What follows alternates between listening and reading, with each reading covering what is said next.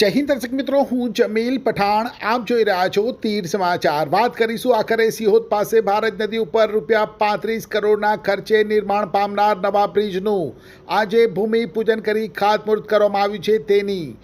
જી હા, Chhotaudepur Bodeli national highway number 56 કે જે મધ્યપ્રદેશને જોડતો રાષ્ટ્રીય ધોરીમાર્ગ છે. પ્રતિદિન તેના ઉપરથી લાખો વાહનો પસાર થાય છે. આ રાષ્ટ્રીય ધોરીમાર્ગ ઉપર પાવી જેતપુર તાલુકાના સિહોદ પાસે ભારજ નદી ઉપર આવેલ પુલનો એક પિલ્લરનું જુલાઈ 2023માં સેટલમેન્ટ થયું, એટલે કે પિલ્લર બેસી ગયું. પુલ ઉપર અવર જવર બંધ કરી દેવાઈ. લોકો 25 કિલોમીટરનો ફેરો ફરીને જતા. લાંબા સમય સુધી રિસ્ટોરેશનની કામગીરી કરવામાં આવી. ત્યારબાદ માત્ર 4 વ્હીલ વાહનો માટે પુલને પુનઃ શરૂ કરાયો. અન્ય હેવી વ્હીકલ માટે ₹2.25 કરોડના ખર્ચે ઓલ વેધર ડાયવર્ઝન બનાવાયો. પરંતુ દુર્ભાગ્યવશ ગત ચોમાસામાં, એટલે કે એક વર્ષની અંદર જ 26 ઓગસ્ટ 2024ના રોજ સુખી ડેમમાંથી મોટી માત્રામાં છોડાયેલ પાણીમાં ₹2.25 કરોડના ખર્ચે બનાવાયેલ ઓલ વેધર ડાયવર્ઝન પણ આખે આખું ધોવાઈ ગયું અને પુલની આસપાસ વર્ષોથી મોટા પ્રમાણમાં કાયદેસરનું અને ગેરકાયદેસરનું થયેલ રેતી ખનનને લઈ પુલના આખા ખુલ્લા થઈ ગયેલ એક પિલ્લર કે જેનું નેશનલ હાઈવે ઓથોરિટી દ્વારા રિસ્ટોરેશન કરવામાં આવ્યું ન હોવાને લઈ નદીનો પાણીનો પ્રવાહ પિલ્લર નીચેથી વહેતા પિલ્લરનું એવું સેટલમેન્ટ થયું કે ઉપરથી આખો પુલ ધરાશયી થઈ ગયો. રાહદારીઓ અને વાહન ચાલકોને ફરી ભારે હાલાકી વેઠવી પડી. 25 કિલોમીટરનો ફેરો ફરવો પડ્યો. ત્યારે સાંસદ અને ધારાસભ્યની રાજ્ય અને કેન્દ્ર સરકારમાં કરાયેલ રજૂઆતને લઈ ફરીવાર ઓલ વેધર ડાયવર્ઝનને મંજૂરી અપાઈ અને આ વખતે બમણો ખર્ચ કરીને ₹4.5 કરોડના ખર્ચે ફરી એકવાર ઓલ વેધર ડાયવર્ઝન બનાવવામાં આવ્યું અને ત્યારે વાહન ચાલકોને થોડી રાહત થઈ.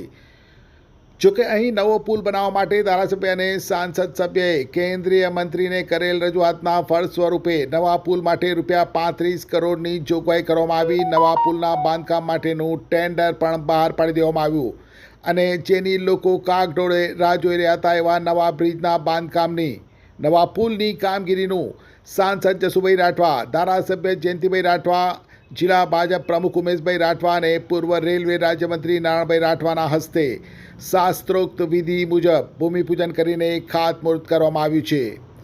ભૂમિપૂજન કરતા સાંસદે જણાવ્યું હતું કે પુલના નિર્માણ માટે ટેન્ડર મુજબ 18 મહિનાની મુદત આપવામાં આવી છે. ત્યારે નિયત સમય મર્યાદામાં પુલનું નિર્માણ કાર્ય પૂર્ણ થાય અને પ્રતિદિન અહીંથી પસાર થતા લાખો વાહન ચાલકોને પડતી મુશ્કેલી દૂર થશે તેવી આશા વ્યક્ત કરવાની સાથે પુલની મંજૂરી બદલ રાજ્ય અને કેન્દ્ર સરકારનો તેમણે આભાર વ્યક્ત કર્યો હતો. શું કહ્યું સાંસદ જસુભાઈ રાઠવાએ, આવો સાંભળીએ. આજે નેશનલ હાઈવે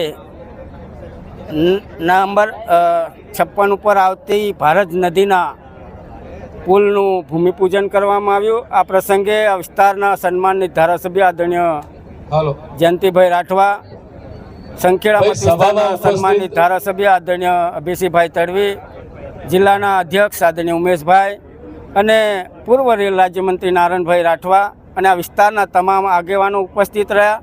ત્યારે આ પુલનું નિર્માણ 18 મહિનામાં થવાનું છે અને આ વિસ્તારને જોડતો આ જિલ્લાનો મુખ્ય રોડ છે, એનો લાભ મળશે. ત્યારે હું આજના તબક્કે ભારત સરકાર અને આ વિભાગના માન્ય કેન્દ્રીય મંત્રી આદરણીય નીતિનભાઈ ગડકરી સાહેબ અને દેશના વડાપ્રધાન આદરણીય નરેન્દ્રભાઈ મોદી સાહેબનો આભાર માનું છું કે એમણે પણ છોટાઉદેપુરના નાગરિકોની ચિંતા કરી. વંદે માતરમ, ભારત માતા કી જય.